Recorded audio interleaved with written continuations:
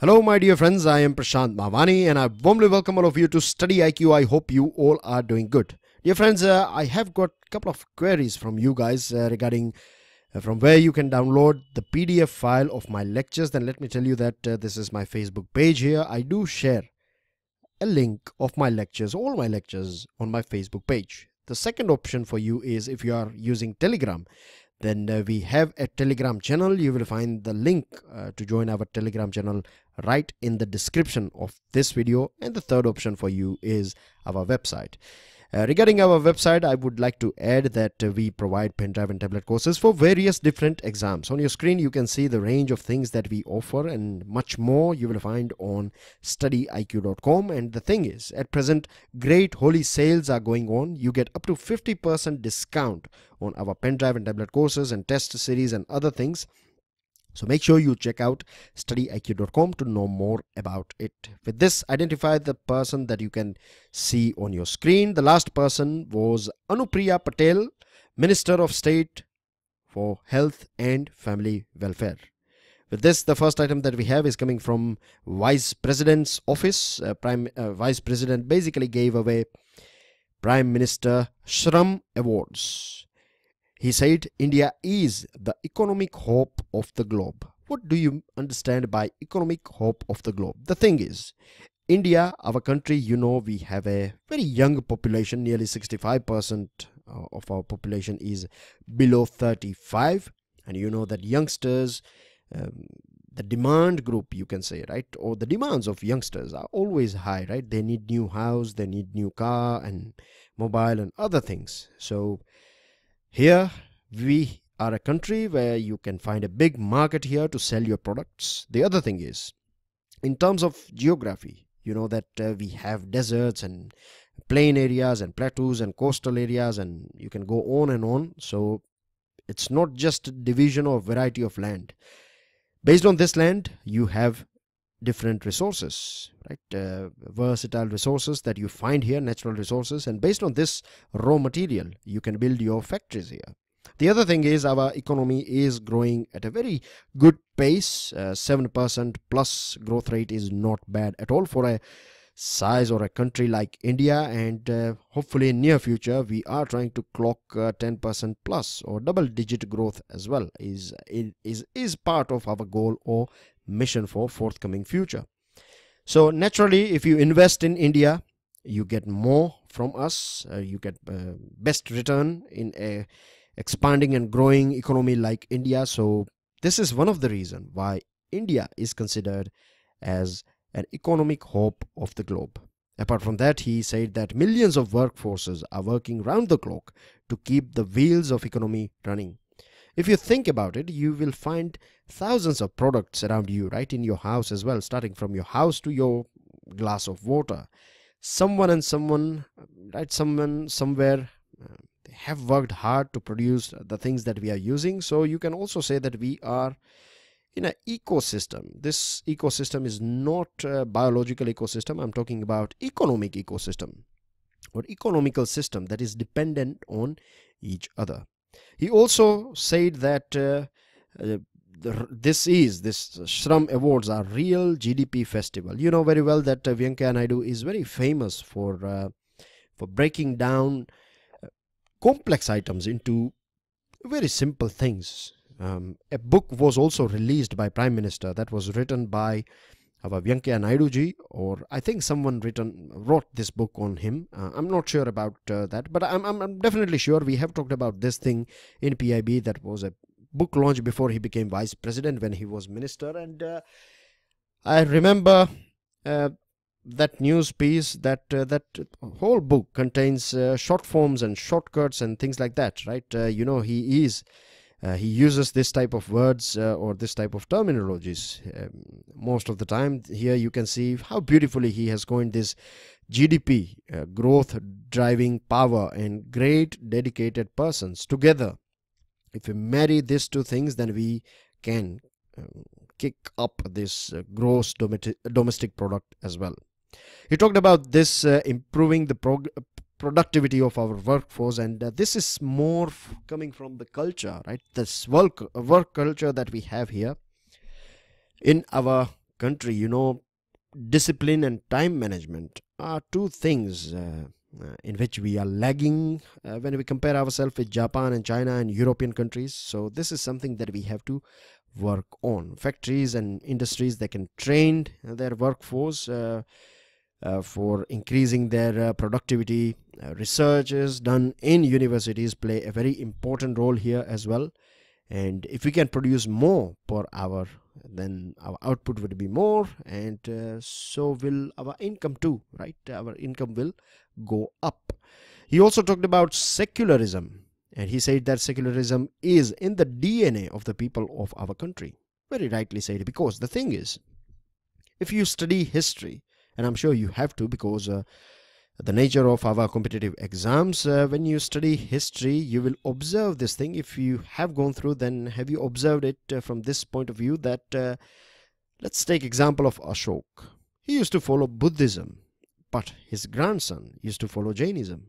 This is the secularism that we are talking about, starting from the era of Ashok and later on this Guptas, and you come across different dynasties, but you will find one thing, that even if the king is following, say for example, following this Lord Shiva's religion, then as well they would promote Jainism and Buddhism and other religions. We have always embraced and accepted different ways of worshipping and different ideologies and things like that.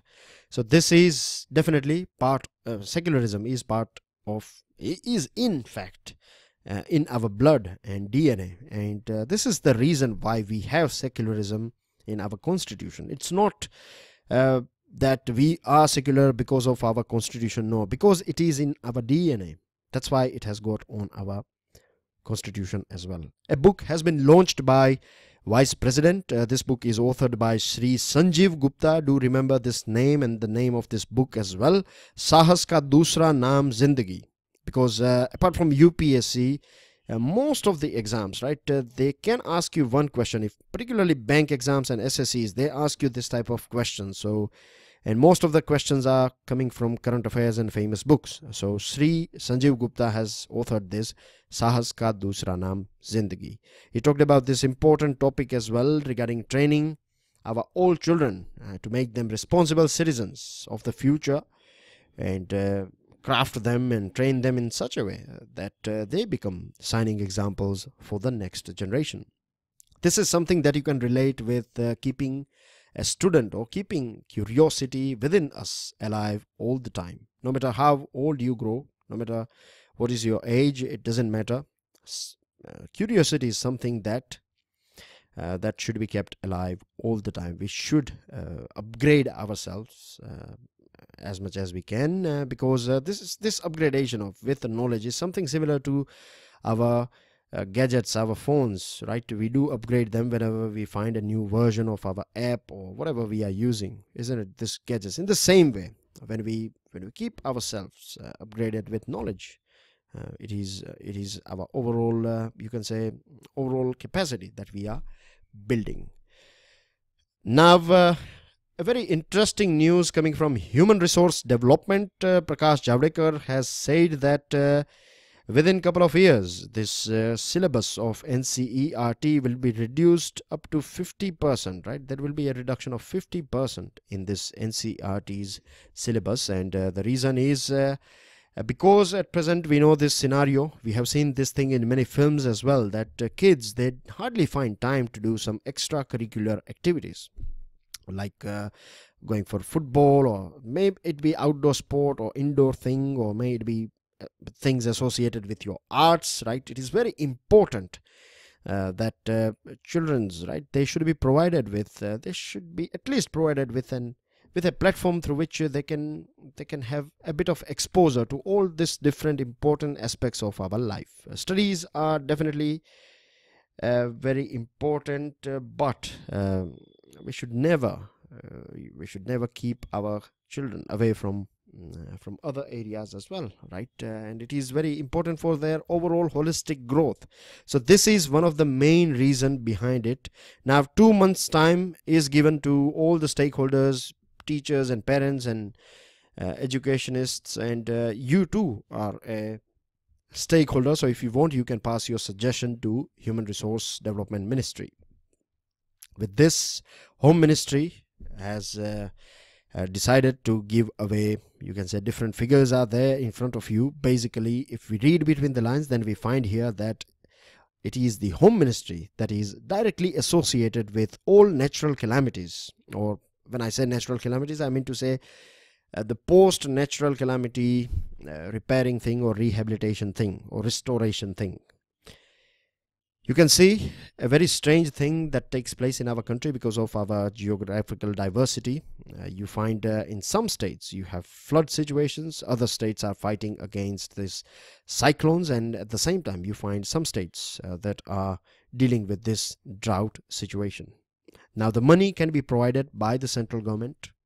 Central government can provide you a plan as well, or best practices that are available in the country or in different parts of the world, etc. We can have all these things done, but the execution and the implementation of this thing has to be done by the state government. And it is very strange, isn't it, that in the same year you have flood in different countries, in different parts of our country, and cyclone and drought situation in other parts. So this itself is a very challenging situation, and a customized solution is something that is what is required, and this is the only thing that works, right? Customized basically means that say for example, if West Bengal is being affected by floods most of the time, then they should devise best practices they can learn from central government or other states. And we at the present we also need a bank of information or knowledge, a think tank whose doors can be knocked by different states to know about the best practices pertaining to floods and water distress, or you can have this drought situation or cyclone, how we can fight cyclone and things like that. And this is something that is very important. We have to upgrade ourselves and we have to use best technology possible, because you know this climate change is a big thing and it is going to get severe and severe. And this sort of situation, God forbid, but this is something that is going to take place, that we are going to see this sort of things, or its severity as well as its quantity will go up in forthcoming future. Finance Minister has said that this priority sector lending target next year is 11 lakh crore rupees, and which is available, which is achievable. We can disburse this much of money. And farmers, right, this budget as well is the most current one is for the rural area, for the farmers, keeping in mind the common man in our country. This budget was delivered, and these are the words coming from Finance Minister himself whilst presenting this budget. He talked about this, he touched this farmers issues and things like that. He also said that all stakeholders, right, they have to collaborate now if we want to upgrade, or if we want to improve the income of our farmer, and if we want to upgrade the life quality of our farmer. And farmers, they play a very important role because they are food providers, isn't it? And there are so many things that we eat, there are so many things that we use in our day-to-day lives, from clothes to other things.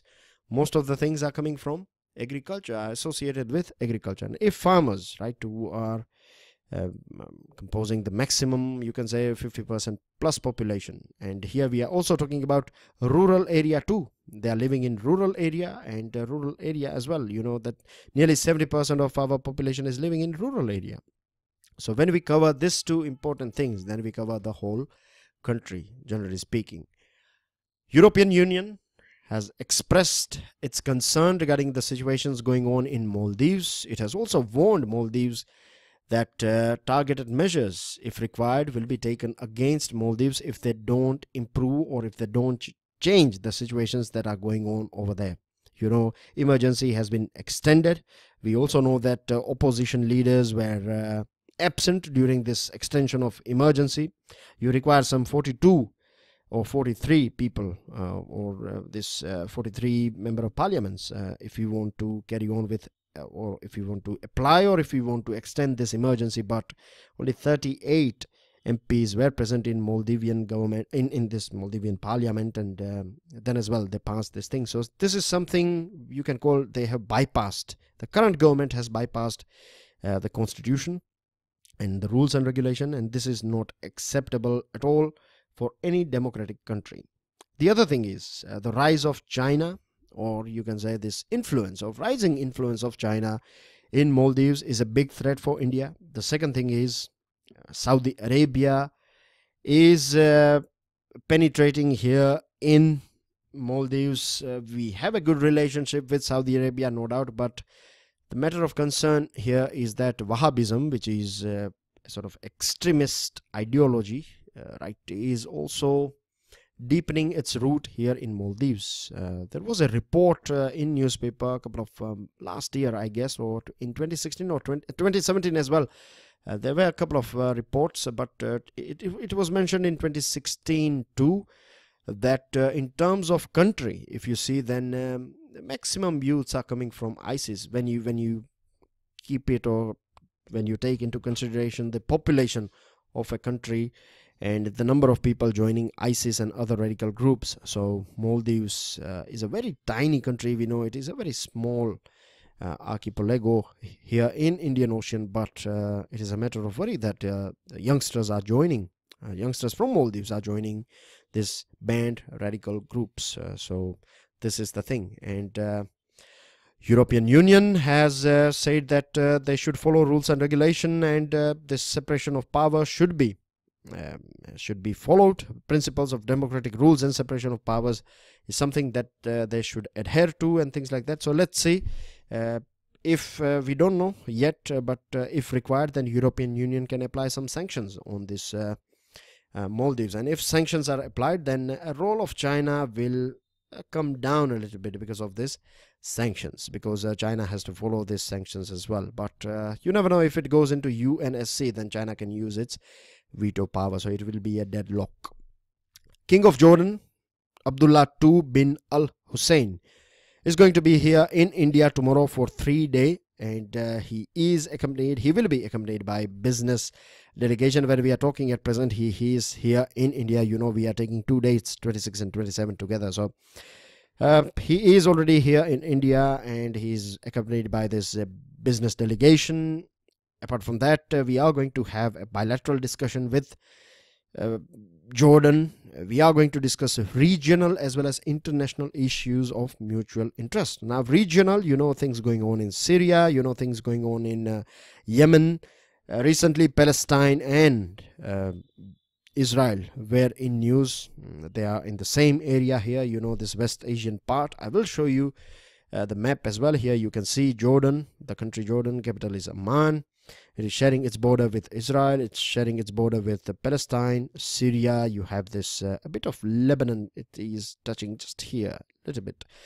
Then you have Saudi Arabia here with Egypt. You have a water body just between these two countries. A small portion here of this Jordan is touching this part here, this Gulf of Aqaba.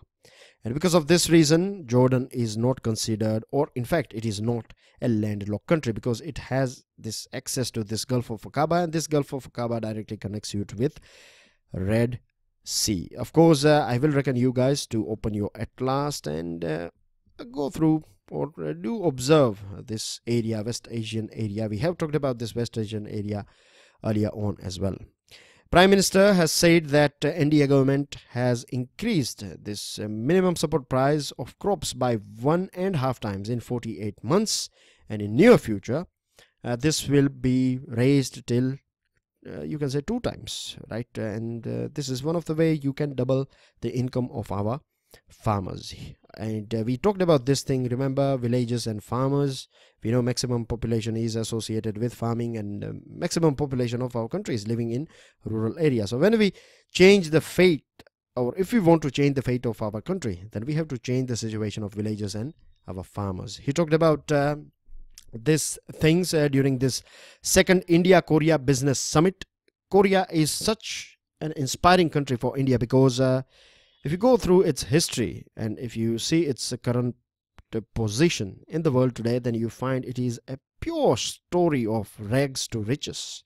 It is a very rich country now. It used to be a very poor country back in times, and not like we are talking about what 50-60 years ago. Its condition was very bad, but today LG, Samsung, and you have this Hyundai, and there are nearly 500 Korean companies are doing business here in India, and they are doing business around the world as well. More than 500 companies from Korea.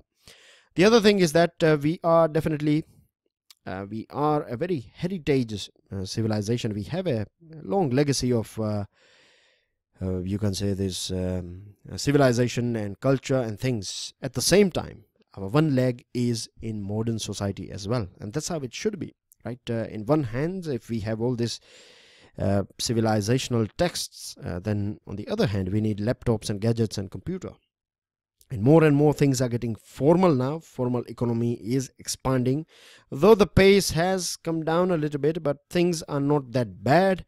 We need more and more formalization so that you have a sort of guarantee. You can plan ahead when your economy is formal, and Jan Dhan Yojanas, and there are this digital initiative and other things are helping us to convert our economy from informal to making it more formal economy.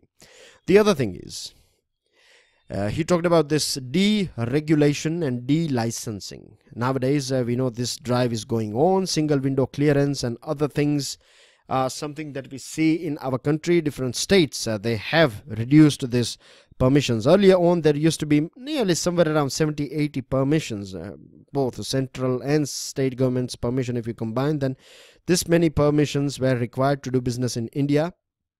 In many states, many items are done in single window clearance thing. So just you have to go to one place, or you send your documents at one place, and you will get permission to go ahead, or to go ahead with your, or start your business and things like that. And it is very important if we want FDI coming into our country. The good thing is 90% of things are on automatic route. That means you don't need permission from any ministry. You have a list, and these things are under automatic route, so you can invest it without asking. You don't have to ask anyone if you want to invest it. For FDI, we are talking about foreign direct investment. And only we have some important, like say for example, this defense sector is a sector, manufacturing sector associated with defense. If you want to invest here, then of course for national security purpose you have to take permission, but that permission as well is easily given out. Finance minister told finance minister basically directed this PSBs, public sector banks, to probe all non-performing assets, NPA accounts over 50 crore rupees as soon as possible, and find out if there is any sort of fraud going on with this account. If there is, then report it to CBI. CBI will conduct this further investigation. Because of this PNB and other frauds that are coming out, these things are going to, we are going to see this sort of actions taken by government. And United Nations has expressed his you can say displeasure regarding this eastern Kauto region that is outskirt of Damascus. Damascus is capital of Syria, and things are going very bad over there. You know, this Russia, they have started 5-hour pause was ordered by Russia then as well. This rebel group, they never allowed this humanitarian things to be, to pass it to or deliver it to this citizens or common man living in this eastern Kauto. Many people are injured at present. They are in desperate need of this medicine and food and other items, and this is a very bad reality of our era as well. Today's time is very disturbing if you are living in this part of the world. And there are other, we are fighting climate change, we are fighting this sort of things, we have terrorism and hate and other things are going on. So God knows what we have done with our world. But let's pray that things improve here in West Asia, particularly in Syria, because kids, right, small kids, their mothers, and it's the women and elderly people, they are the ones who suffer the most. With this, that's everything that we have got. Let me share this answers with you. I have 2 questions as well for you guys here, and that will be all from my side. I will see you all soon. Till then, enjoy your studies. Jai Hind.